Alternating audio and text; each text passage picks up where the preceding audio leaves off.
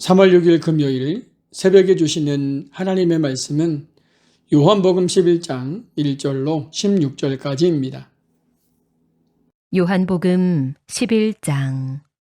어떤 병자가 있으니 이는 마리아와 그 자매 마르다의 마을 베다니에 사는 나사로라. 이 마리아는 향유를 주께 붓고 머리털로 주의 발을 닦던 자요.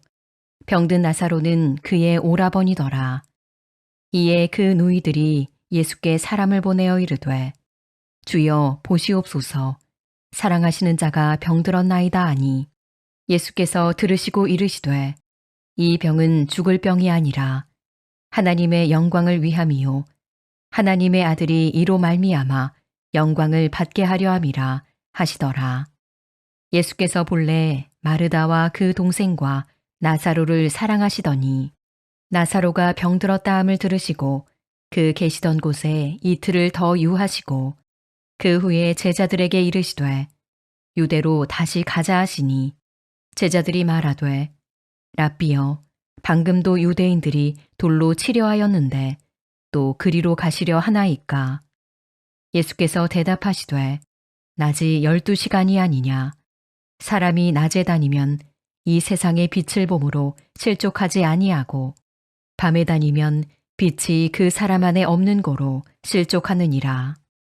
이 말씀을 하신 후에 또 이르시되 우리 친구 나사로가 잠들었도다. 그러나 내가 깨우러 가노라.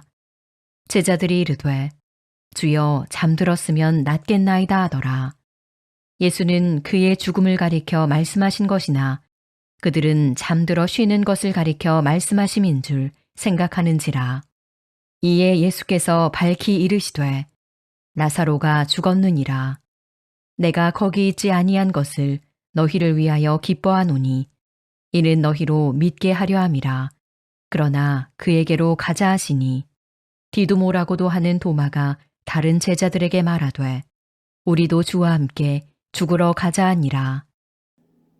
할렐루야! 오늘도 말씀 안에서 승리하는 복된 하루가 되기를 소망합니다. 오늘은 요한복음 11장 1절로 16절까지 하나님의 시간표라는 제목으로 말씀을 나누고 기도하려고 합니다.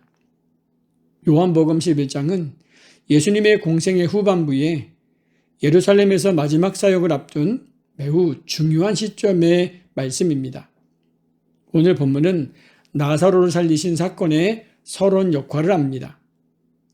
베다니는 예루살렘에서 약 3km 정도 떨어진 마을입니다. 마르다와 마리아, 나사로 가정은 예수님과 매우 가까운 관계였습니다. 사도 요한은 이 사건을 단순한 기적 이야기로 기록하지 않고 예수님의 정체성과 하나님의 영광을 드러내는 표적으로 제시합니다. 특히 본문에는 긴장감이 흐릅니다. 사랑하는 사람이 병들었다는 소식을 들었음에도 예수님께서는 즉시 움직이지 않으십니다. 이것은 인간적인 관점에서는 이해하기 어려운 부분입니다. 하지만 하나님의 시간과 목적이 인간의 기대와 다름을 보여주는 아주 중요한 신학적인 장면입니다. 본문 3절입니다. 이에 그 누이들이 예수께 사람을 보내어 이르되 주여 보시옵소서, 사랑하는 자가 병들었나이다 하니. 사도 요한은 먼저 예수님의 사랑을 강조합니다. 그런데 이어지는 행동은 우리의 예상과 전혀 다릅니다. 병들었다는 소식을 들었음에도 이틀을 더 머무르십니다. 우리는 종종 이렇게 질문합니다. 왜 하나님은 빨리 응답하지 않으시는지? 왜 사랑한다고 하시면서 지금 당장 역사하지 않으시는지? 그러나 예수님의 말씀은 분명합니다. 4절입니다. 예수께서 들으시고 이르시되 이 병은 죽을 병이 아니라 하나님의 영광을 위하며 하나님의 아들이 이로 말미암아 영광을 받게 하려 함이라 하시더라. 하나님의 사랑은 즉각적인 해결로만 나타나지 않습니다. 때로는 기다림 속에서 더 큰 영광을 준비하십니다. 우리의 시간표는 문제 해결이지만 하나님의 시간표는 믿음의 성숙이기 때문입니다. 예수님께서 다시 유대로 가자고 하시자 제자들은 두려워합니다. 8절입니다. 제자들이 말하되 라삐여 방금도 유대인들이 돌로 치려 하였는데 또 그리로 가시려 하나이까.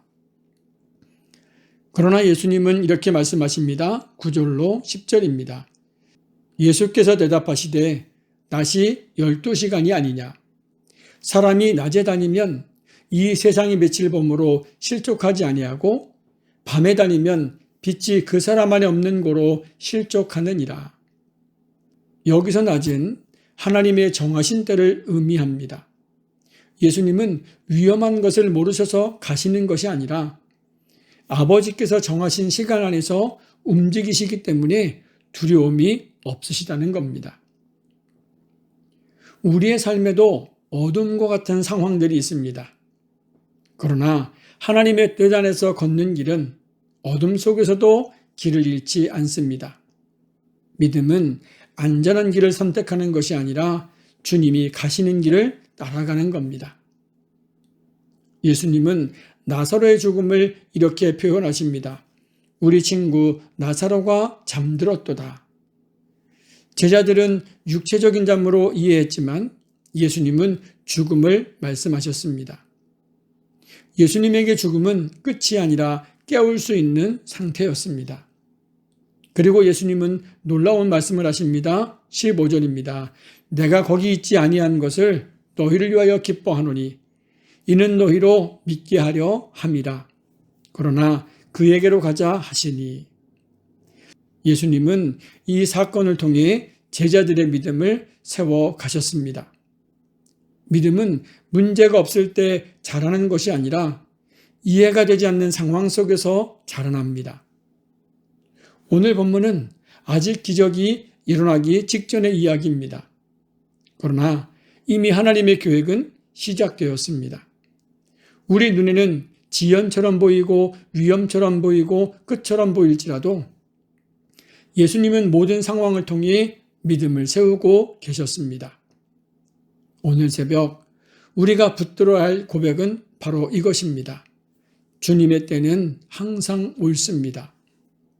항상 오르신 주님의 때를 기다리며 승리하는 복된 하루가 되기를 주님의 이름으로 축복합니다. 기도합니다. 하나님 아버지 감사합니다. 오늘도 새벽을 깨워 말씀 앞에 서게 하시니 감사합니다. 하나님의 시간표가 따로 있음에도 조급해지고 낙심했던 마음을 용서해 주시옵소서.